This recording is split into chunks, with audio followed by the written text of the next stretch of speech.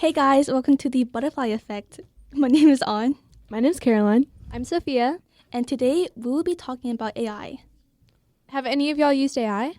Yeah, I'm a daily offender of using AI, I fear. Ooh. Yeah, I use AI too, but I use it to help me study.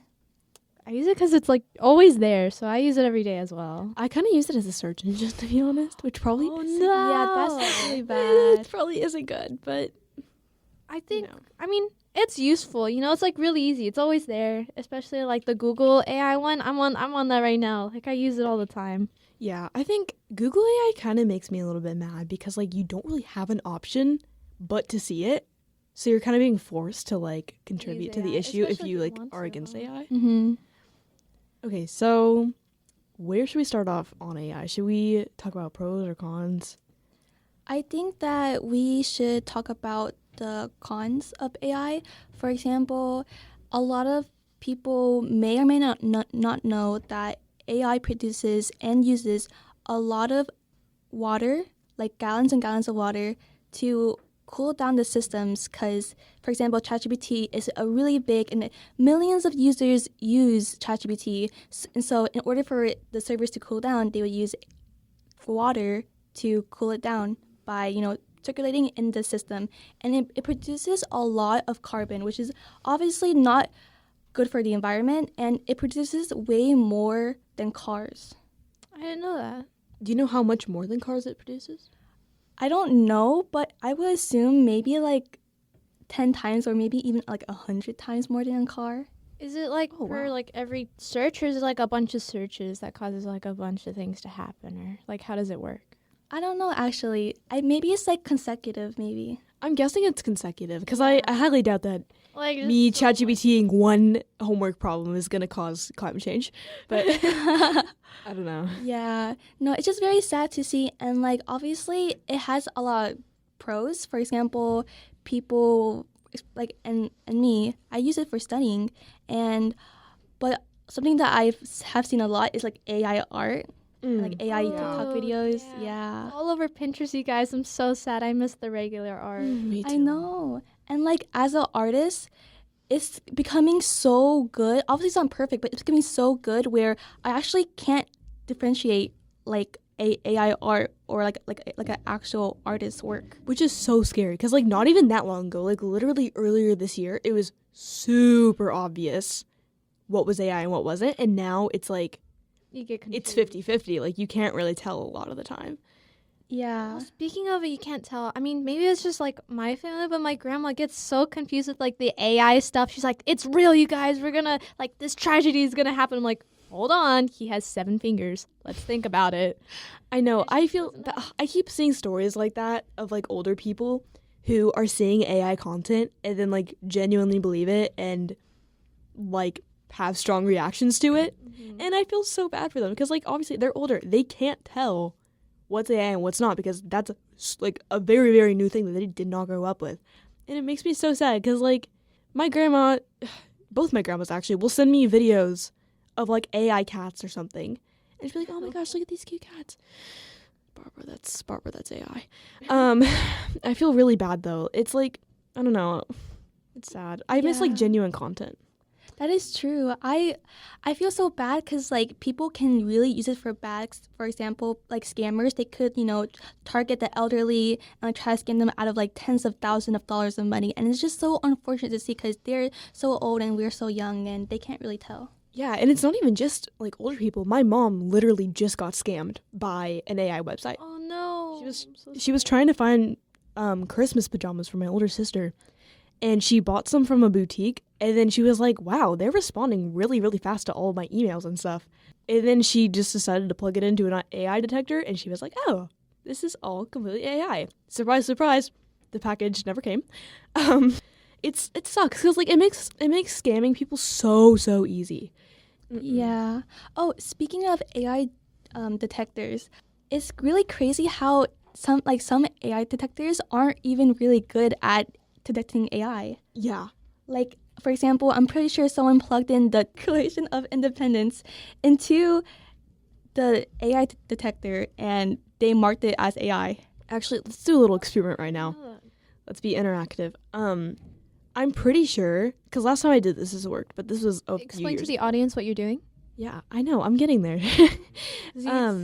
I haven't done this in a few years, but I know that at least at some point in AI, you could ask ChatGPT to humanize their response, and then you could plug it into an AI detector, and it could just completely Like, would it work? pass. Yeah, it could just Oh. pass as human. And so I'm just gonna ask AI to give me a story about a dog. About a dog. Hang on. Okay. Wait, what AI detector is like good? I don't know, but OpenAI? was- Wait, no, that's No. not. OpenAI is No. ChatGPT. Never mind. There is one. I don't know the exact name, but it is like kind of like blue when you open it. That one is really bad. It even marked mine. Like I handwritten everything, but it marked mine as like 60% AI. And something that you guys should know is that it's okay when you check your stuff with the AI detector, and if you get like under 20 or near 20, then it's like okay, because obviously you need to have some similarities with your work and the references that you reference off of, and so like it's okay. But obviously if it's like 60%, yeah, you might have used ChatGPT or something like that. Yeah. And that also makes me so frustrated because it's so easy to get like genuine written from scratch text flagged by AI. And I mean, like, obviously, if you're using that like in your personal life, it's not a huge deal. Like, obviously, if you write an email and it says it's 60% AI, oh well. Yeah. But like, especially in the academic world, that is such an issue because pretty much all teachers now will scan everything for AI. And Kids still use it all the Yeah. time. yeah, It's annoying. it's so easy to bypass or get mixed up. It's so annoying. Especially like if you do the work and everyone else sees it as AI, you're still gonna get the same marks as them because they probably got through the Yeah. checking. Yeah, literally, Unfair. if you literally just ask AI to humanize your text or make it sound more like a high schooler or whatever, it can so easily just bypass anything and teachers won't be able to tell her anything. And Which it's is so unfair scary. for those who do the work. I hate it. I know! So much. It just do creates, you guys. it makes everything so unfair. Yeah, that's true.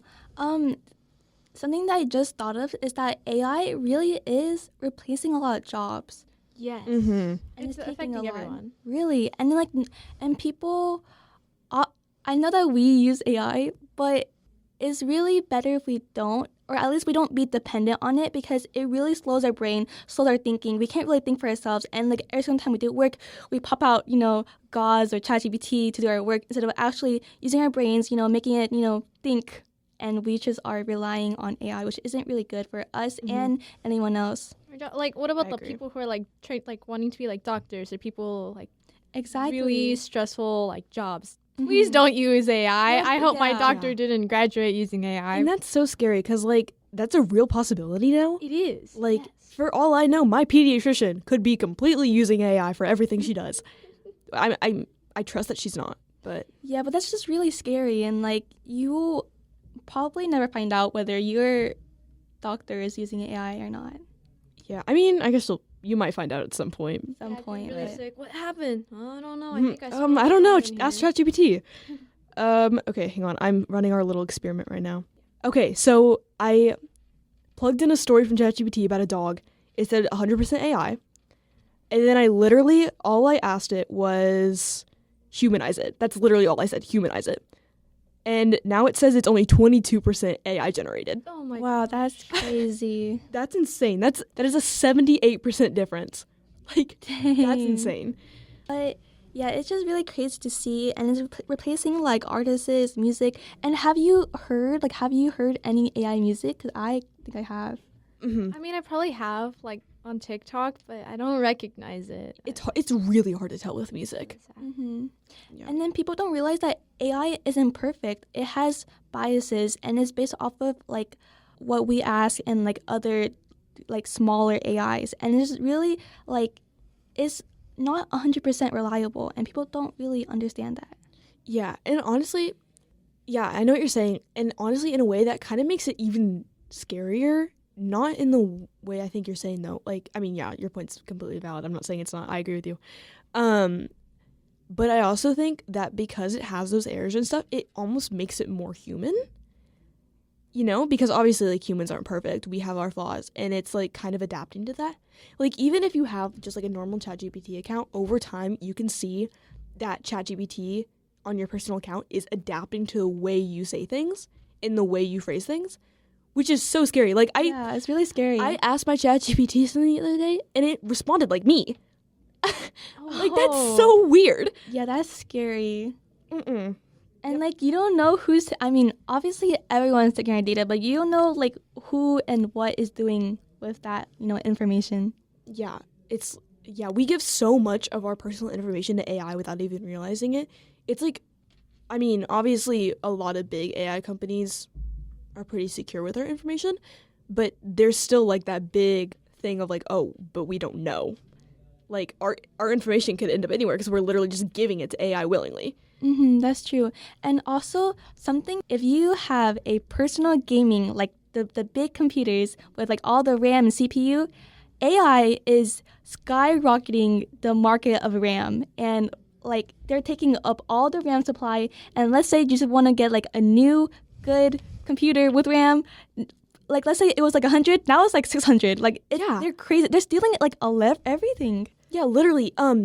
Ethan had like, I don't even know, like 64 gigabytes of RAM. And I don't know how much that's originally like worth like a year ago. I have no clue. I don't know much about RAM. But I just know that like the other week it was worth a solid like $700, which is so insane. Expensive. Yeah, that's just crazy. Like AI is not that good. Yeah, it's just making resources like that less available to other people who actually need it and who actually need computer stuff for their jobs. And it's just making everything more expensive.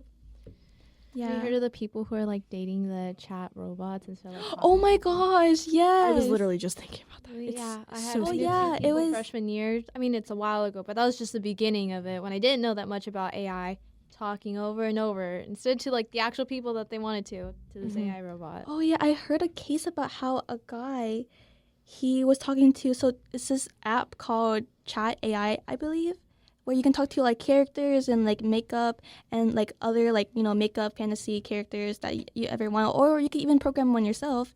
And they were talking to a therapist, and I'm pretty sure like obviously, so since AI is not perfect, it says something a little out of the ordinary, and I'm pretty sure that kid might have like, you know. I think I know what you're talking about. Yeah. It's very unfortunate. I know. And he took it really seriously. Yeah, it's like what I was saying a minute ago, how like AI is getting more and more human, especially in situations like that. That's where it gets the scariest, because it gets to a point where you can't make that distinction between talking to a human and talking to AI. So when you're talking to your like AI therapist or whatever, you're processing it as talking to a real therapist. So you're going to trust everything they say, and you're just going to go by their word without needing anything to back it up. And like the exposure, like since like every single social media, every single thing that we have now uses AI, so we're essentially forced to use AI and be dependent on it, and it really isn't good for us. Like it's not good for us to be codependent on this robot. I agree. Yeah, it's so scary. Like I'm sure, because like, you know, this happens all the time with new technology. It gets introduced, we don't know how to use it properly, and then it gets kind of out of control for a while, and then over time we kind of rein it in. That just happens with new technology. That's kind of inevitable. But I mean, obviously I don't really know, because we haven't really been around for the creation of a lot of major technology like AI. But oh my gosh, I just completely forgot what I was saying. No, I had such a good point too. Dang it. Okay, whatever, it's fine. I mean, we've talked a lot of bad about AI, but do you think we should move on to some of the pros? We should talk about the pros. I've read that it's good for cybersecurity. I heard that it's really hard catching up and keeping up with all of, like, new people trying to get in, and I think AI is really good with pattern recognition. Mm-hmm. So the whole point is to help with that. Yeah. I think, I don't know, it's kind of hard to think about pros for AI sometimes, because like it's so crazy. It's shown in such a negative light, but no, it definitely is beneficial. Like obviously it's easier to have. Yeah, it's accessible for a lot of people. Oh, also, like, academically, not using it to cheat, it can be a very, very helpful tool. Like, That is very true. I know, like, probably all of us have heard teachers say, like, oh, if you're going to use AI, use it as a tool. Don't use it to cheat. And that's true. Like, it's a great tool. Like, you can use it to study or, like, get better at things you're bad at. Yeah. Yeah, using it to study, like making up your own questions, like Mhm. mini tests. I Yeah. did that once last year to study for a Oh. final. Yeah, I do that Totally all forgot. the time. It was so good. Oh, I actually did it last night, and it really helped me prep for my test. And it's just really nice having some kind of feedback, because obviously you're not going to have a teacher by your side like 24/7. So it's really nice to have the accessibility of an AI, and like I'm just asking it questions and it's answering me and it's giving me feedback, or like of like saying like yes, you're correct, or like no, you're getting this wrong, and like here's why. And then like a pro about it is that it's really fast. Like you ask a question, boom, it's right there, and it's really crazy. And it can go like into depth. Like if you don't get it, you can point like a specific part that you don't like in the explanation. Like, wait, further explain this, and it will further explain it to you. Yeah, and I it appreciate can be a lot more straightforward than a lot of humans can be. Oh, definitely. So it is a really, really helpful tool from learning. Those who use it correctly. Yeah, I just think that it is not used correctly. Yeah. Most of the Usually. time, yeah. I wanted to talk about like a really darker side of AI, where people are making AI videos of people like Oh, doing things that yeah. like, is just truly false. Mm-hmm. Yeah, That that is is just Like insane. those wrong. videos, yes. Like, do y'all know what like deepfakes are? Oh Yeah, yes, Because like yes. deepfakes have been around for a while, but obviously those are not easy to make, or at least they weren't. For a while, like it was a whole process. It was not something that you could just sit down and do in 5 minutes. But now pretty much anyone can do it, which is like insanely scary. Like if I really wanted to, I could make an AI video of on jumping out of a plane. And that's scary. Like, Yeah, that is really scary. And it's just like people use AI so horribly to like defame someone and make them do something that they didn't do, and they get like a lot of backlash, and like this really hurts for the person who has been attacked by this. And like humans, a lot of people on this earth are obviously like, not everyone's a good person, but there is a lot of evil people out there that do use it for bad and do make content that isn't like, that's just false, and it's just like for themselves or whatever. I agree. Oh, also, I was thinking about this morning. Obviously, AI produces a lot of carbon into the air. It's probably one of the worst parts of AI. But I kind of was wondering, since there is a lot of helpful aspects of AI, would it still be worth it to use AI and just deal with the the carbon emissions? Because we just got, or no, this is not a completely new thing. This year, the Nobel Prize for Chemistry was awarded to 3 scientists. I don't remember their names because they all super long names, for metal organic frameworks, which is basically like a little sponge-ish. It's not actually a sponge. You can't even see it, but like in essence, it's a sponge that you put in the air and it soaks up carbon dioxide, Oh, wow. which I think is insanely cool. And if we have things like that, would it be worth it to just use those to soak up all the carbon from AI and keep using AI, because it can be very helpful? Oh yeah, that's true. But I feel like making that sponge is like expensive. Yeah, it is pretty expensive, but it's not like that would be the only benefit of metal organic frameworks. Like they help with other things too. It's not just for AI. So I don't know. I Yeah. was kind of wondering about that. Well, I think that it'd be really nice if we use carbon as like a fuel for like cars. Like That'd be great. Yeah. yeah, like I feel like since we have like hybrids and then like cars that are like electric, it would be kind of incredible to see someone using carbon as like an energy source. And so like that could like, oh, but that does seem kind of bad. Like imagine you're burning carbon to produce more carbon. That'd be kind of bad. I mean, it's like recycling though. Oh. So Oh. I mean, well, okay. It depends how Or maybe it's executed. that- I guess. that is Lots true. of future very, very smart people to figure out. That huh? is Yeah, true. not three high schoolers. Yeah, but it'd be really incredible. But or we could use like carbon, like maybe like have like so you know how plants, they do photosynthesis. What if we have like a large scale thing that uses a carbon to create some kind of like food or energy, just like how plants do? And I feel like that'd be like kind of cool to see, So that way we can reduce the carbon emissions, and yeah, it's pretty awesome. Yeah, I think that would be pretty cool. Honestly, I don't think that's like impossible. I feel like at some point that something like that is going to come along because we have all this carbon and we have nothing to do with it. So yeah, and then like we really can't do anything to reduce it except to slow down our emissions, because like we can't really remove it from the air just like immediately. And I'm pretty sure, like I think it was like 2027 or 2020. I forgot the date, but there is this clock where we don't have much time left in order to like slow down our the doomsday carbon. clock or whatever it's called. I think so. Yeah. Oh, I've never heard of this. This is kind of scary. It's like a clock. I don't know when, but Let me see what it's at right now. yeah. But we're supposed to reduce our emissions by a lot. I don't know how much, and it's kind of unfortunate because other countries are able to reduce their emissions, but America, we are so codependent on it, and like it's just producing so much carbon, and it's so harmful for our environment because we live in this beautiful world, but we really do take advantage of it, and we don't really care for it like how it cared for us. It, like all these plants and trees, they gave us oxygen to breathe.